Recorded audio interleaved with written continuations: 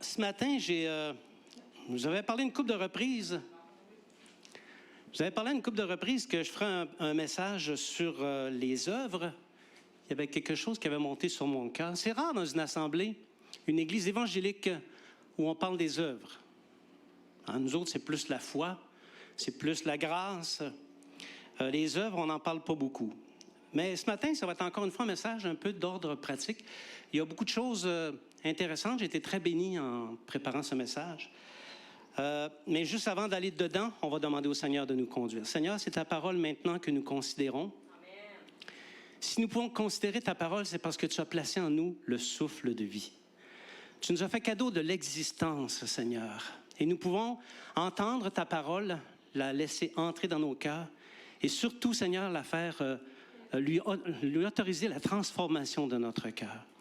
Alors nous prions, Seigneur, afin que cette parole s'enracine dans nos cœurs et que ton Saint-Esprit fasse en nous son œuvre. Nous le demandons au nom de Jésus. Amen. La théologie, c'est quelque chose de très intéressant. Moi, c'est quelque chose qui m'intéresse, mais la théologie, sans son sens pratique, sans que ça corresponde à quelque chose de concret dans le cœur, c'est pas très utile. Parler du témoignage des œuvres, c'est parler de foi agissante, okay? D'une foi qui bouge. Et des choses qui, lorsqu'elles sont présentes dans la vie du croyant, font la démonstration de la foi. Donc, quelqu'un dit « j'ai la foi » et par ce qu'il fait, on voit la démonstration qu'il l'a. La foi et les œuvres, ce sont des grandes questions. Ça a déjà fait des débats théologiques dans les rangs des églises chrétiennes, principalement entre les catholiques, les chrétiens catholiques et les chrétiens protestants qui ne se connaissaient pas encore comme étant des protestants. Okay? Parce qu'au fil des siècles, l'Église romaine s'est éloignée progressivement des Écritures. Et elle a introduit des dogmes qu'on appelle des dogmes de foi dominants, mais non bibliques. Okay? Par exemple, elle soutient que le salut ne peut s'acquérir que par les œuvres. Si quelqu'un fait le bien suffisamment dans sa vie, il pourra se mériter le salut. Et au plus fort de sa dérive, cette Église vendait des bonnes actions qu'on appelle encore les indulgences. Okay?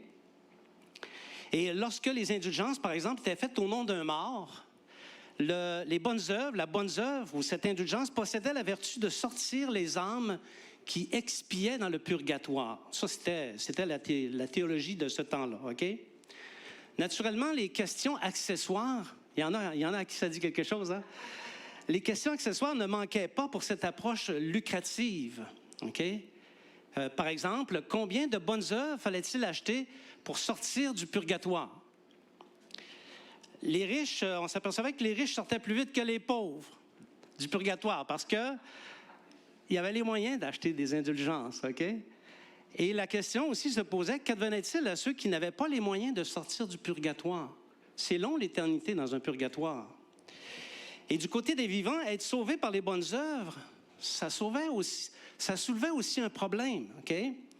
Si le principe de l'équivalence ou de la prévalence était applicable, c'est-à-dire faire plus de bien que de mal dans notre vie, okay?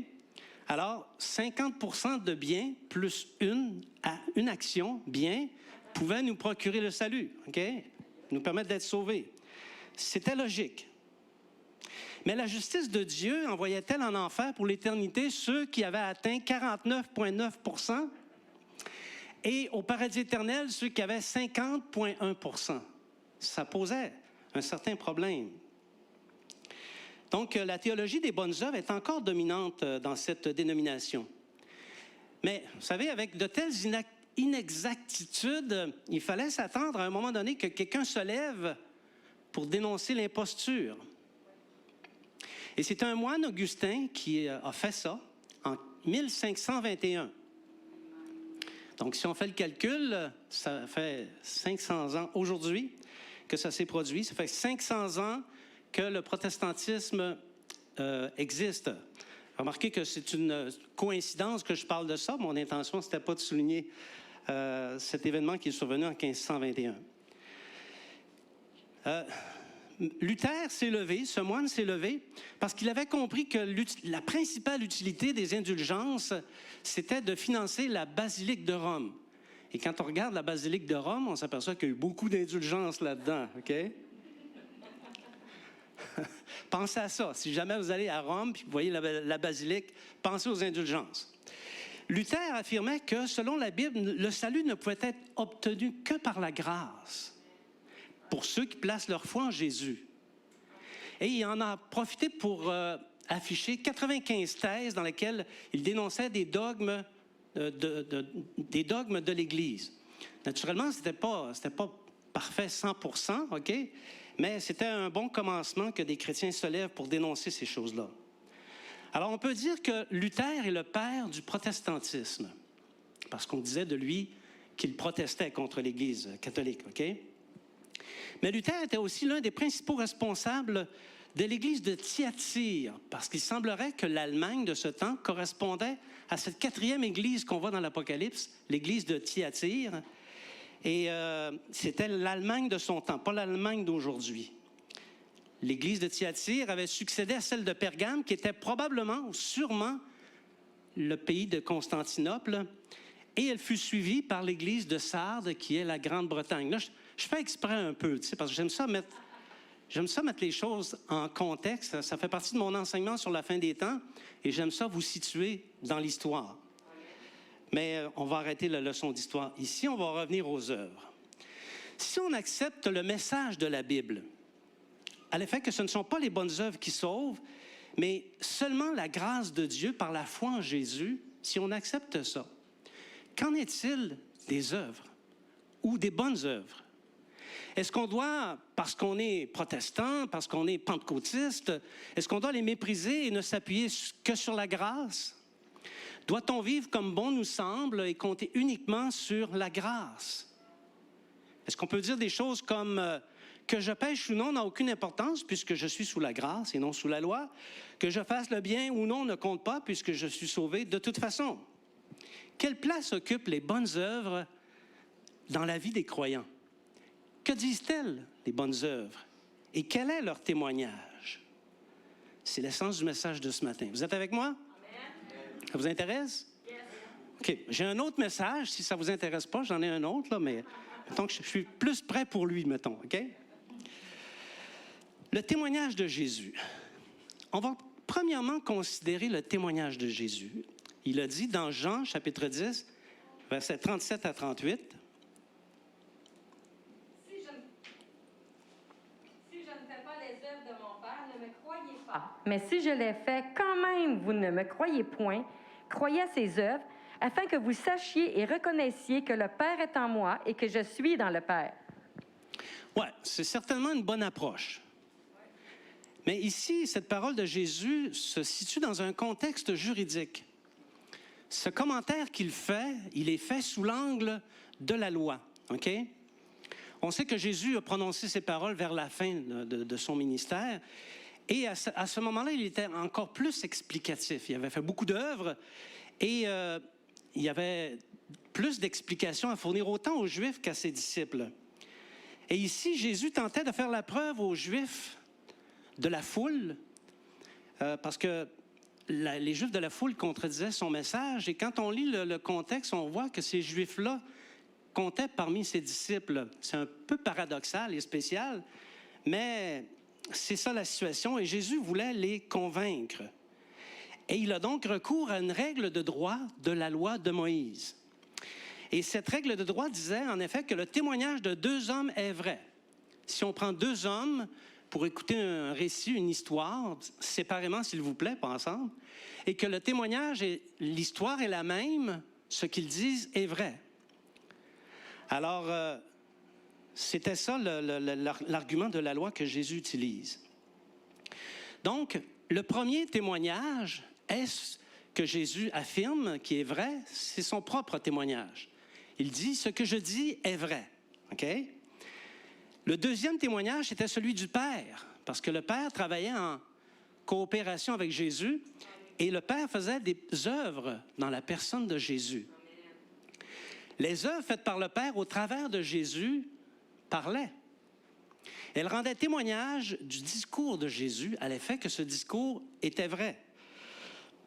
La preuve était donc faite que ce qu'il disait était vrai et qu'il était le véritable Fils de Dieu. On pouvait faire confiance à Jésus. Il disait ceci dans Jean chapitre 5, verset 36. Moi, j'ai un témoignage plus grand que celui de Jean, car les œuvres que le Père m'a donné d'accomplir, ces œuvres même que je fais, témoignent de moi que c'est le Père qui m'a envoyé. Amen. Il voulait se faire convaincant, n'est-ce pas? Il est convaincant d'ailleurs quand il parle comme ça. Ce que Jésus vient de dire dans Jean 5, 36, à l'effet que son témoignage est vrai et que celui qui rend témoignage au travers de lui est plus grand, c'est le Père, ça a été repris par un miraculé de Jésus. Vous vous souvenez, Jésus avait guéri un aveugle de naissance.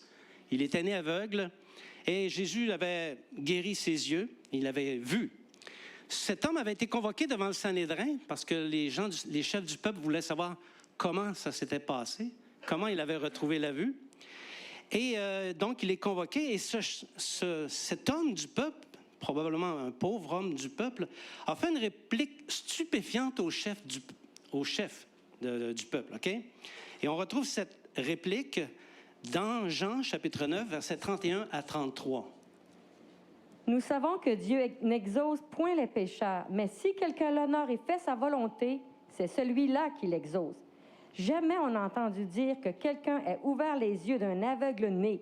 Si cet homme ne venait pas de Dieu, il ne pourrait rien faire. Wow! Ils se sont sentis en train de se faire enseigner par un ministre du peuple, OK? Donc, on pouvait croire en Jésus parce que juridiquement et légalement, son témoignage était certifié. C'était acceptable comme étant vrai. Il y avait corrélation entre ce qu'il disait au sujet du Père et ce qu'il faisait, ce que le Père faisait au travers de lui dans les signes qu'il accomplissait. Parce que les œuvres parlent. Ça parle, les œuvres. Il n'y a pas juste notre bouche. Ce que Jésus a dit aux Juifs dans ce temps-là est encore vrai aujourd'hui. Parce que le témoignage de l'Évangile est encore certifié aujourd'hui, de nos jours, par les œuvres que le Père fait au travers des disciples. Nous avons l'Évangile et nous faisons des œuvres qui attestent que notre témoignage est vrai. Amen. Et on ne peut pas arrêter le dessein du Père de s'accomplir, ni ses œuvres de se réaliser dans son royaume. Et c'est normal. C'est normal, ça ne vient pas de nous. Jésus, il travaille très fort. On peut penser que Jésus travaille aux œuvres du Père très fort. Le Saint-Esprit est au milieu de nous. Il porte secours à ceux qui travaillent dans le royaume. Et le Père Saint veille à l'exécution de ses desseins. Et ça, c'est sans compter les myriades et myriades d'anges qui sont en support à l'expansion du témoignage de l'Évangile. Alors, quand tu as tout ça dans une sauce, ça fait quelque chose d'assez intéressant à consommer, n'est-ce pas? Bon, ça, c'est une chose qu'on peut dire. Mais vous savez, il vient un temps dans le royaume de Dieu où, pour juger de l'authenticité de quelqu'un, les œuvres comptent plus que les paroles. Ta foi, je la vois. Montre-moi les œuvres. Ce que quelqu'un fait est beaucoup plus révélateur que ce qu'il dit, non?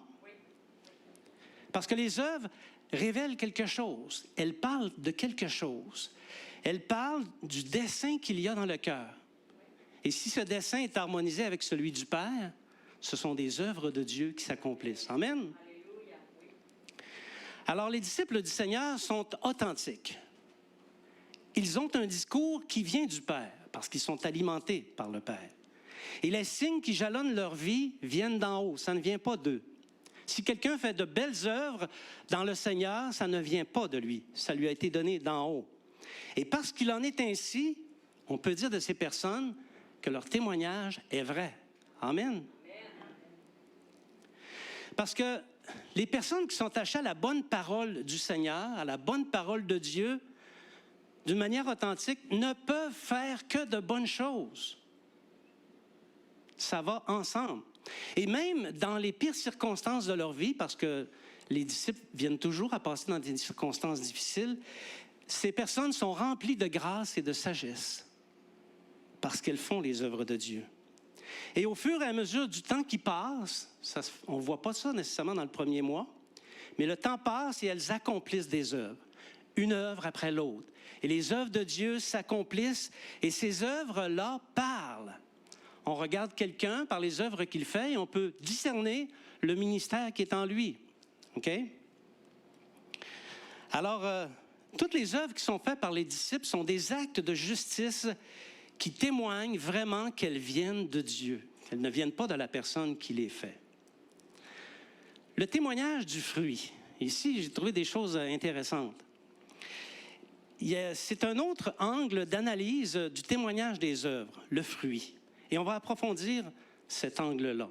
Je sais qu'on en a parlé beaucoup.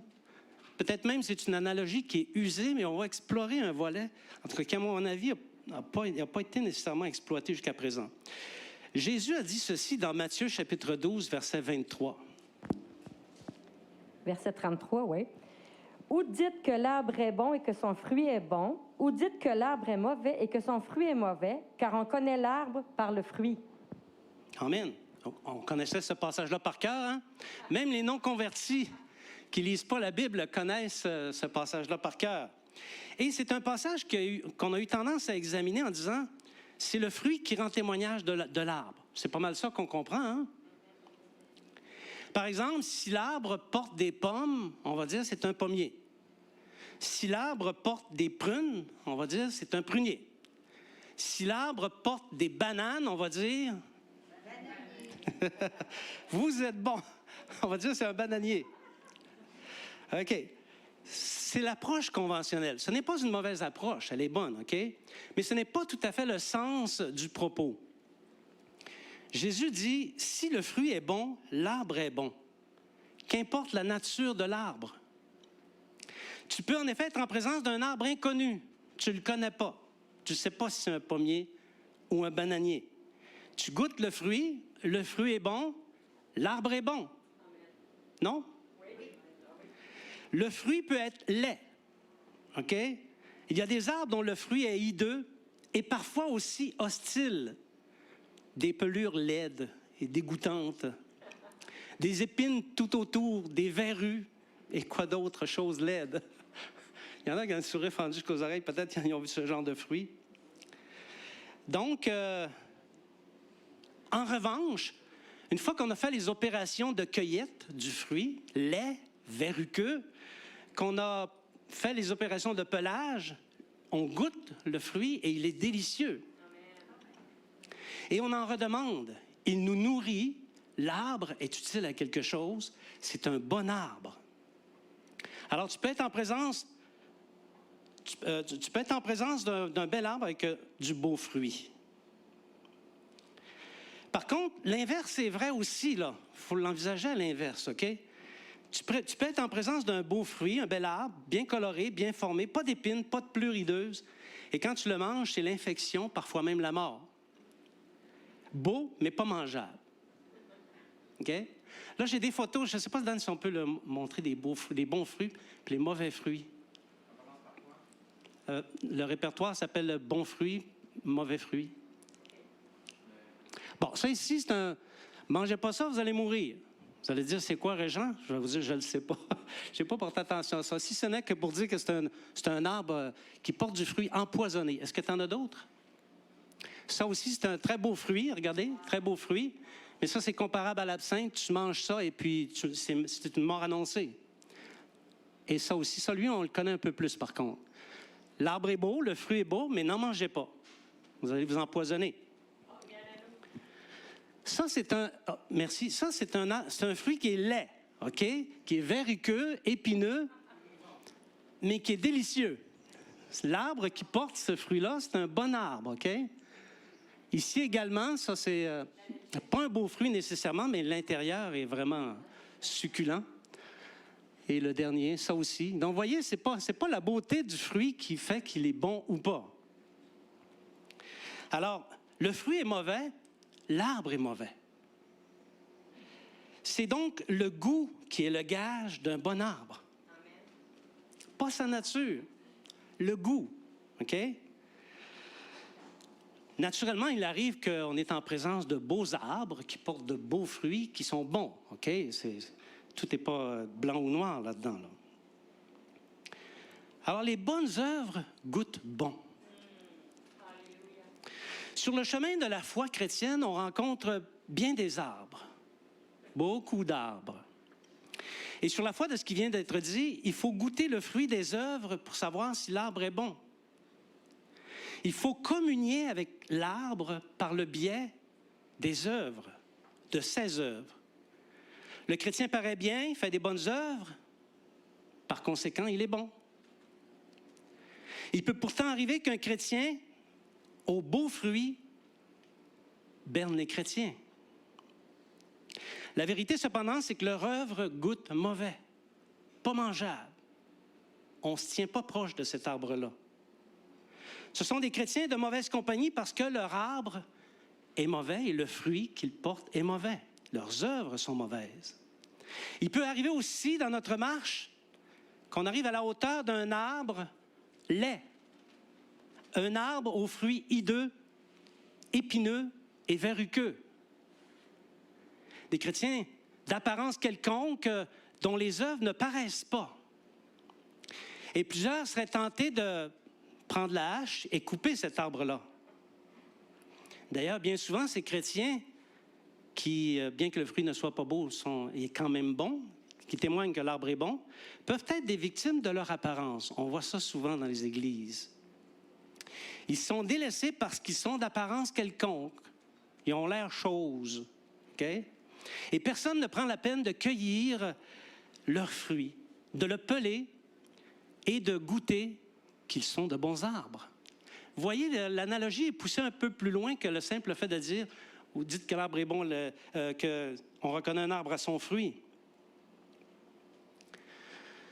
Les cas de figure sont tous présents. Le curriculum vitae.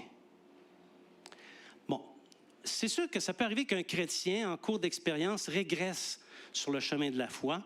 Régresse même, nous dit la Bible, jusqu'au point d'abandonner la foi. Un bon arbre peut se corrompre. Mais ceci dit, il est juste et bien devant Dieu de juger du témoignage d'un chrétien par le biais de ses œuvres. Ça a de l'allure? Oui. Et comme on l'a dit, les vrais disciples tiennent un discours qui vient du Père et les signes qui jalonnent leur vie reçoivent l'approbation du Père. Ils sont donc vrais. Et les œuvres qu'ils ont accomplies, ces chrétiens, s'apparentent ou se comparent à ce qu'on pourrait appeler un curriculum vitae. Tout le monde sait c'est quoi un curriculum vitae? Qu'on va appeler un CV. Donc, dans un CV, on met à l'avant-plan le parcours scolaire, les différentes expériences professionnelles et les compétences. Le but, c'est de décrocher l'emploi. C'est de convaincre l'intervieweur que c'est nous, le candidat, qui doit être choisi. Or, en milieu de travail, vous allez comprendre, tu ne peux pas regarder un docteur en développement organisationnel qui a 25 ans d'expérience dans des grands organismes conseils comme si c'était un cancre. Ce n'est pas un cancre. C'est un monsieur. J'ai rencontré ce genre de gens. Ce sont des gens qui commandent le respect. Ça ne veut pas dire qu'ils sont beaux. OK? Mais il est compétent.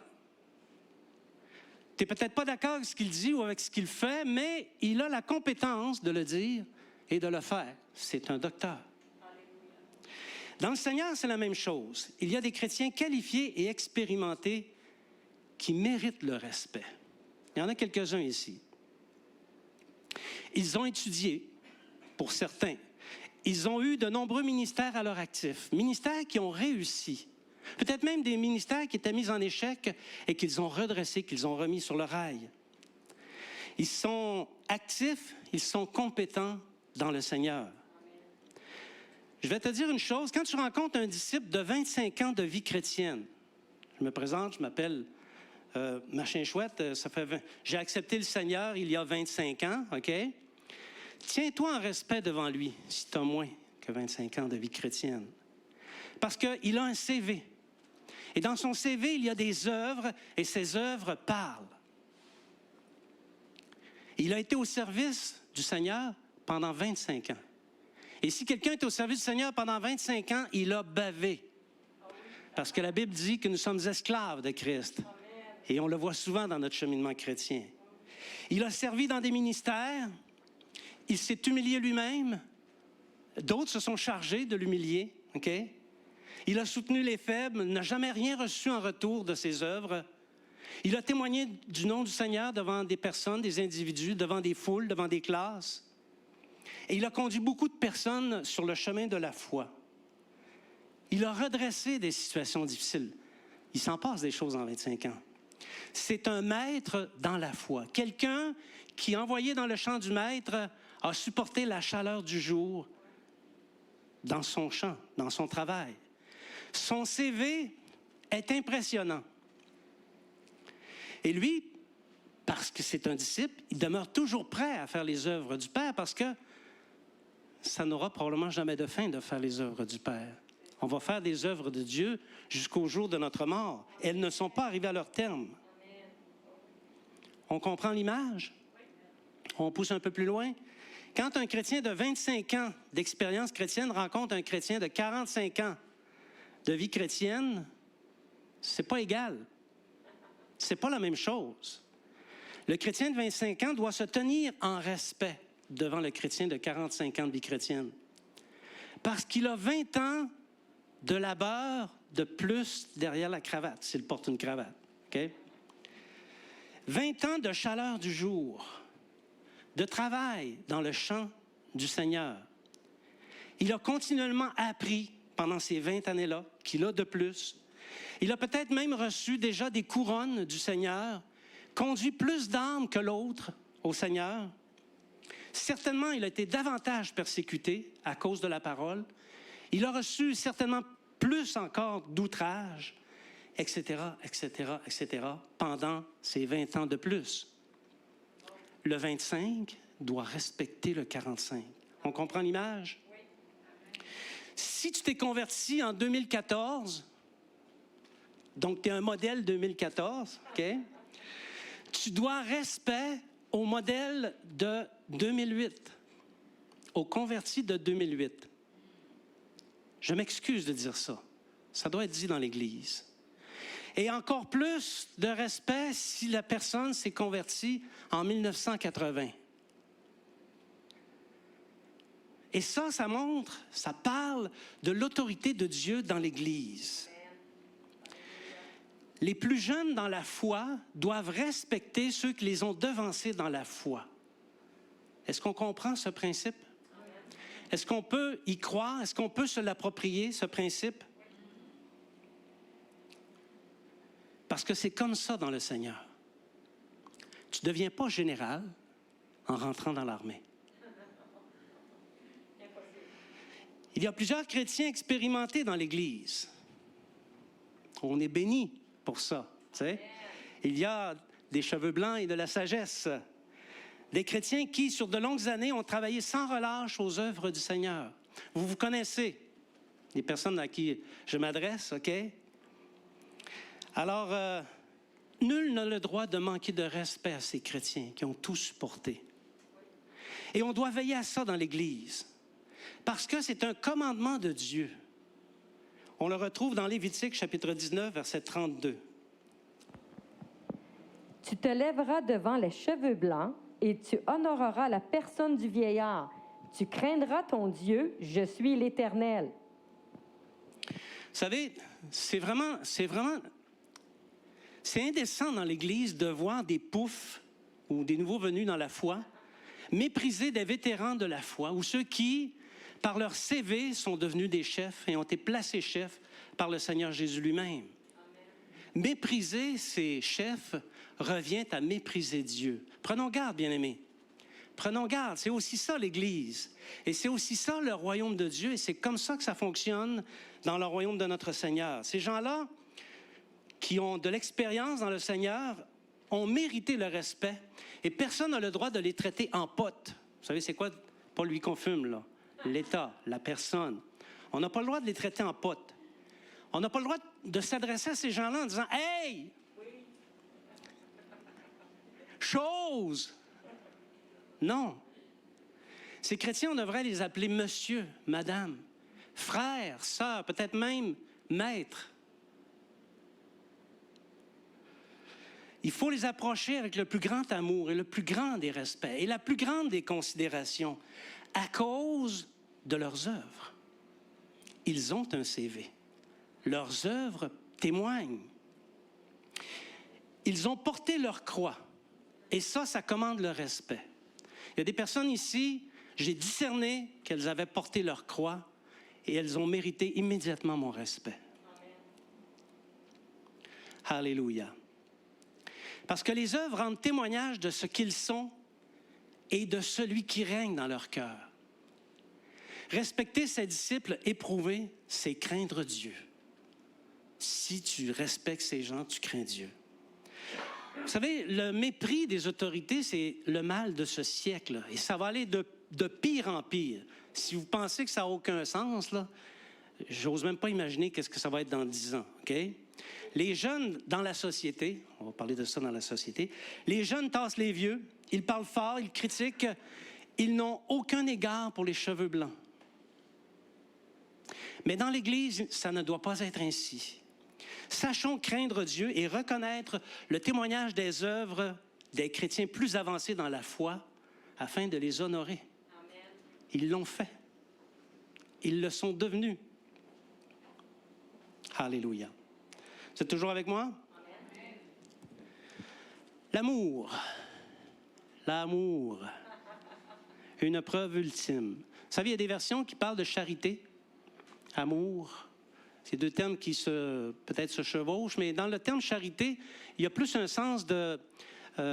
c'est à coquiner au fait de faire de bonnes œuvres. OK? Je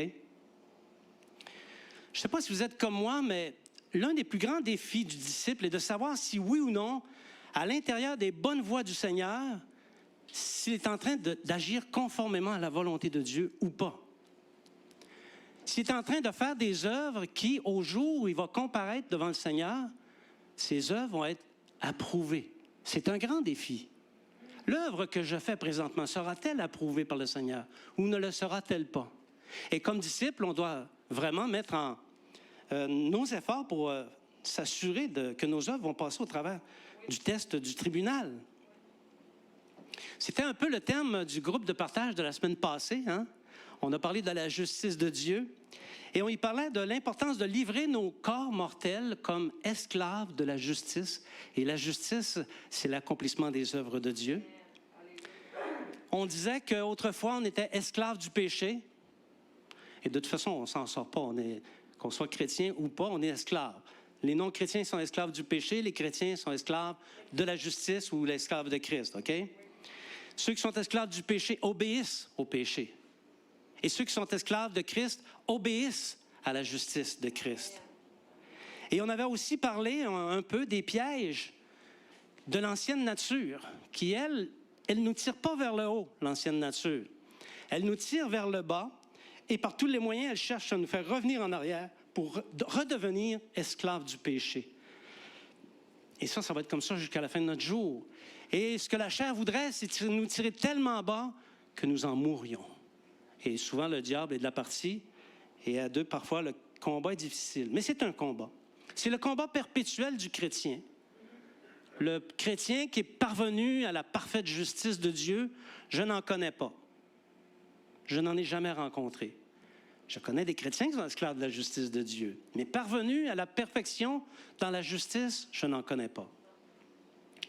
Par la grâce de Dieu, toutefois, il existe un moyen de garantir que les œuvres que nous faisons au quotidien relèvent véritablement de Dieu et s'accomplissent selon le dessein de sa justice. Il y a deux manières d'y parvenir, on va les regarder. Marcher humblement. Ici, dans les prochaines explications, on prend pour acquis que le chrétien, la personne qu'on appelle chrétien, est né de nouveau, a été transformé par le Seigneur Jésus, a reçu le Saint-Esprit. On prend ça pour acquis, OK? Autrement, ça ne donne absolument rien de discourir sur les façons de faire des œuvres dignes du Seigneur, OK? Il faut marcher humblement. Le fait de marcher humblement dans les voies du Seigneur, c'était un thème qui était déjà présent dans le discours des prophètes avant même que l'Évangile ne soit écrit. On retrouve ça dans l'un des prophètes, Michée, au chapitre 6, verset 8. On t'a fait connaître, ô homme, ce qui est bien et ce que l'Éternel demande de toi, c'est que tu pratiques la justice, que tu aimes la miséricorde et que tu marches humblement avec ton Dieu. C'est ce point distorsionné, Dan. Peux-tu baisser ça un petit peu, s'il te plaît? Ça ici, c'est un chant. On a chanté ça il y a plusieurs années. Est-ce qu'il y en a qui connaissent? Oui. Aimeriez-vous que je le chante? Le non l'emporte. Merci ceux qui ont dit non. Alors, les bonnes œuvres doivent être faites dans l'humilité. Celui qui cherche à montrer aux autres sa propre justice ou sa justice ne peut accomplir des œuvres justes sous le regard de Dieu, parce qu'il n'est pas mobilisé par Dieu. C'est bien de marcher humblement. Il est bien de jalonner le chemin de la foi par des œuvres justes devant Dieu. Pas des œuvres relatives. Où l'un dit, par exemple, elles sont justes. Non, c'est pas ça. Les œuvres justes s'observent. Elles sont objectivables. Ce sont des œuvres conformes à l'esprit de l'Évangile et aux enseignements des apôtres. Des œuvres inspirées par la justice de Dieu. Je le fais parce que Dieu le demande. Il m'enseigne de le faire dans les évangiles. C'est repris par les apôtres dans leurs épîtres. Ces œuvres doivent être marquées par la miséricorde ou la considération de l'autre, et ça, c'est primordial. On dit beaucoup, il faut mourir à soi-même. C'est vrai, mais lorsqu'on accomplit des œuvres dans le Seigneur, ça doit être marqué par la considération de l'autre et non de soi. Parce que si les œuvres ne sont pas assaisonnées de miséricorde, elles sont purement égoïstes. Elles cherchent à stimuler notre propre intérêt.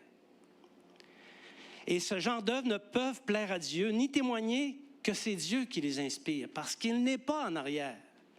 Elles témoigneraient, au contraire, que c'est la nature propre qui est derrière. Or, la nature propre, vous le savez, c'est enseigné dans l'Épître aux Romains, ne peut se soumettre à Dieu. Elle en est même incapable. Donc, marcher dans l'humilité lorsqu'on accomplit les œuvres de Dieu. Les bonnes œuvres envers le prochain. L'apôtre Paul, on va regarder un passage ensemble, un passage un peu curieux, où l'apôtre Paul profite d'un enseignement sur l'importance de ne pas avoir de dette. Il dit carrément, n'ayez pas de dette, OK? Afin de propulser une vérité sur l'amour. Et la manœuvre est assez habile. On trouve ça dans Romains, chapitre 13, versets 8 à 10. Ne devez rien à personne. Hop, un petit peu.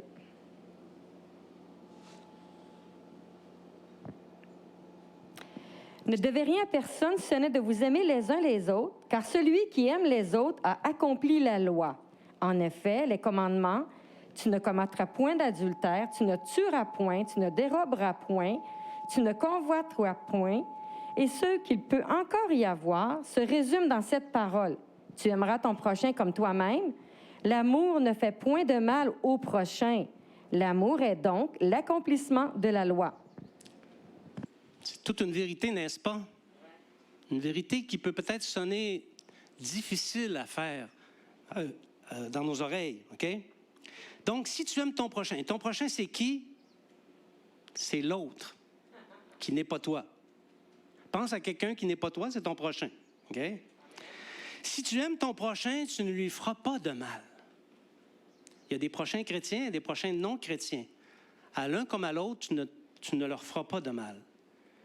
Et ça, c'est une dette. Il dit, ne devez rien à personne, si ce n'est de vous aimer les uns les autres. La seule dette que tu devrais avoir, la seule chose que tu devrais devoir aux autres, c'est le fait de les aimer. Parce qu'aimer les frères et les sœurs, c'est un dû.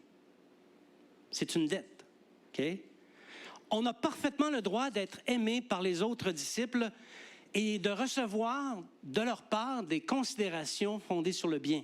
C'est un droit. L'autre a cette dette-là envers toi, OK?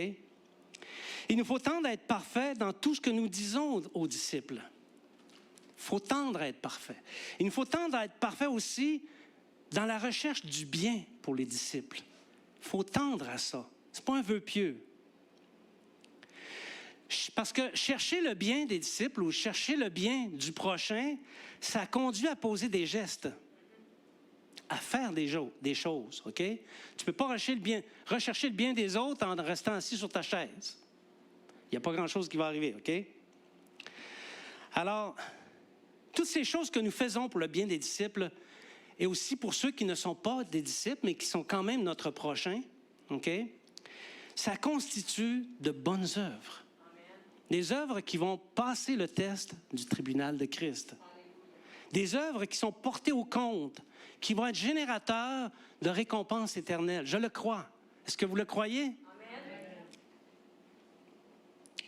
Pour le bien de l'autre, pas toi, l'autre, tu vas pardonner. Tu vas effacer une dette. Tu vas donner. Tu vas rendre service. Tu vas prendre une charge qui normalement est à l'autre, mais parce que c'est ton prochain, c'est ton frère, tu l'aimes, tu vas prendre cette charge. Etc., etc., etc. On pourrait en nommer des dizaines et des dizaines. Ce sont toutes des œuvres qui rendent témoignage de qui tu es dans le Seigneur. Tes œuvres rendent témoignage. Amen. Alléluia. Les bonnes œuvres faites par l'amour de Dieu. On pourrait aussi dire pour l'amour de Dieu. Vous connaissez tous le commandement qui dit « Tu aimeras l'Éternel ton Dieu de tout ton cœur, de toute ton âme et de toute ta force. » On le connaît par cœur. Et aimer Dieu de cette façon, pas avec les mots, OK? Mais avec un véritable sentiment d'amour de Dieu, ça conduit nécessairement, obligatoirement, à accomplir de bonnes œuvres. Non? Dieu nous a envoyé le Fils afin que nous aimions le Père au travers du Fils. Et l'amour de Dieu conduit les disciples à soulager la misère des autres, la misère des pauvres, à porter la parole à leurs oreilles, parce que c'est beau soulager sa misère, mais si tu ne lui amènes pas la parole qui va lui donner la vie éternelle, tu l'as nourri avec un poisson pour une journée, mais tu ne t'es pas occupé de sa vie éternelle, OK? Donc, l'amour de Dieu te pousse à rendre témoignage de Jésus à cette personne, afin qu'il change de voie, à enseigner, à observer tout ce que Jésus a prescrit, puisque c'est là son ordre. Enseignez-leur à observer tout ce que je vous ai prescrit. Et c'est de ce genre d'amour pour Dieu que naissent les ministères dans les églises. Ministère pour l'intérieur, pour les gens de l'intérieur, et ministère de l'extérieur pour ceux qui n'ont pas encore connu Christ, afin de leur apporter la parole. Et ce sont de bonnes œuvres qui prouvent que les disciples accomplissent les desseins du Père et qui témoignent que le Père est en eux, tout comme Jésus le disait. Par conséquent, leur témoignage est vrai. Amen. Amen. Je suis arrivé à la conclusion maintenant. Je conclus différemment ce matin. Je vais inviter les musiciens. Je commence la conclusion avec un verset dans Jacques, chapitre 2, le verset 17 et le verset 20. Il en est ainsi de la foi. Si elle n'a pas les œuvres, elle est morte en elle-même. Veux-tu savoir, ô homme vain, que la foi sans les œuvres est inutile? Ça aussi, ça porte un coup, n'est-ce pas? Si tu as la foi, mais que tu ne fais pas les bonnes œuvres du Père, ta foi est inutile. C'est grave. Bien-aimés, le Seigneur nous invite à changer d'attitude. C'est beau de parler de la foi. C'est même très important. Mais la foi sans les œuvres est morte. C'est un discours vain. On n'a pas besoin de chercher de midi à 14 heures, expression typiquement québécoise, pour savoir comment faire les bonnes œuvres du Père. Il s'agit simplement de s'atteler à la tâche. Maintenant, aujourd'hui, demain et jusqu'à la fin. Il est temps, nous pensons, de mettre fin aux tergiversations, aux doutes, aux délais, aux prétextes, aux justifications. Qui que tu sois, tu dois être trouvé sur le chemin de la foi, appliqué à faire les bonnes œuvres de Dieu. Des œuvres qui témoignent du Père. Alors, appliquons nos cœurs à exécuter les desseins de Dieu parce qu'on n'a pas besoin non plus de les chercher, les desseins de Dieu. Il les a déposés dans notre cœur.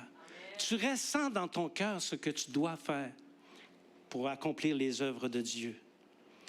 Ici, c'est important de ne pas courir le risque de se faire ravir le prix de la course causé par des mensonges du diable. C'est important de travailler aux œuvres du Père de manière à remporter la course. On ne se donne pas de repos tant qu'on n'est pas arrivé au fil d'arrivée. Et ceci aux dépens des concurrents. Parce que peut-être il y a quelqu'un à côté de toi qui court aussi. Mais tu dois courir de manière à remporter le prix. Amen. Puisse par la grâce de Dieu ton fruit devenir succulent et nourrissant pour le royaume de Dieu. Puisse tes œuvres témoigner de toi et du Père qui est en toi. Amen. Je vous invite à vous lever.